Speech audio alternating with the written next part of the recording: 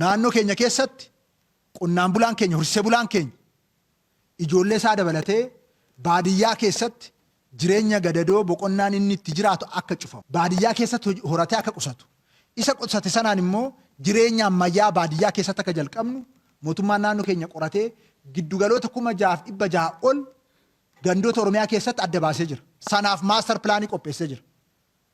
Maaster pilaanii saniin akkuma kabajamtoonni miseensonni caffee godina Shawaa Bahaatti baatanii ilaaltan haaromeewwan hundaa jiru jechuudha.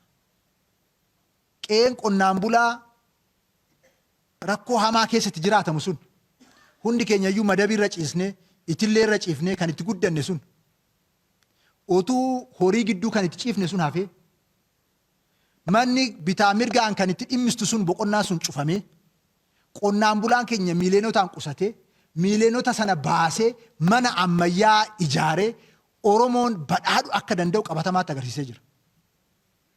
Kun gandoota baadiyyaa Oromiyaa hunda keessatti kallattiin kaa'ame kun ariitiidhaan karaa qabataa deemuu danda'u ture jiraata.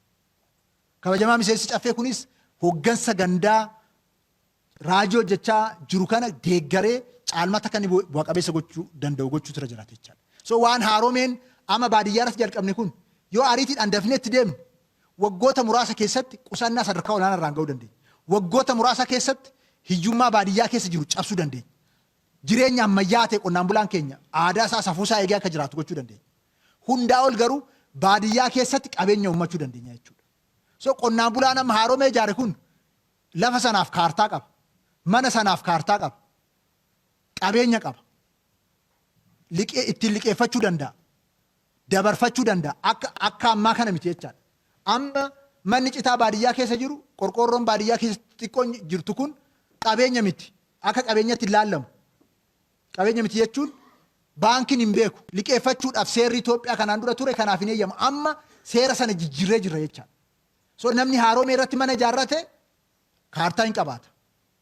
Liqeeffachuu danda'a, jijjiiruu danda'a, gurguruu danda'a, daldaluu danda'a jechuudha. So gandoonni keenya kana dhugoomsu taanaan waan hedduu kanaan hiiku jechuudha. Kuni haaromeen lafa qabata taanaan gandoota keessatti carraan hojiin babal'ata jechuudha. Maaliif dargaggootu mana sana ijaara. Dinagdeen sila jenne sun abbaa qabeenyaa hin humna jechuudha. Miileenaroota hedduu baadiyyaa keessatti humna jechuudha. Investimentii hedduu baadiyyaa keessatti saaqna jechuudha. Industirii godoo babal'isna jechuudha. Magaalaan achitti uumame sun industirii barbaada. Industirii xixiqqaa barbaada. Tajaajila barbaada. Sana hundaaf carraa banna jechuudha. So haaromee irratti sosochiin jalqabame. Qaanqeen qabatte kun Oromiyaa guutuu fudhattee Oromiyaa guutuu hoggansi aanaa, hoggansi gandaa, hoggansi godinaa cimee harka wal qabatee hojii kana dhugoomsuudhaaf irratti hojjechuutu irra jiraata. Kana yoo goone yeroo gabaabaa keessatti magaaloomuu sadarkaa olaanaatti ceesina jechaadha. Nama hin magaaloomsina kan jenne sana qabatamaatti raawwachiifna jechuudha. Uummanni keenya qabatamaatti magaaloma jechuudha. So baadiyyaan kan irraa dhiibamu oduun taane kan itti aangeeffamu ta'a jechuudha. Qabeenyi baadiyyaa irraa horatamee magaalaatti kan ittiin dheeffamu oduun taane qabeenyi baadiyyaa Oromiyaa kan jijjiiru kan ittiin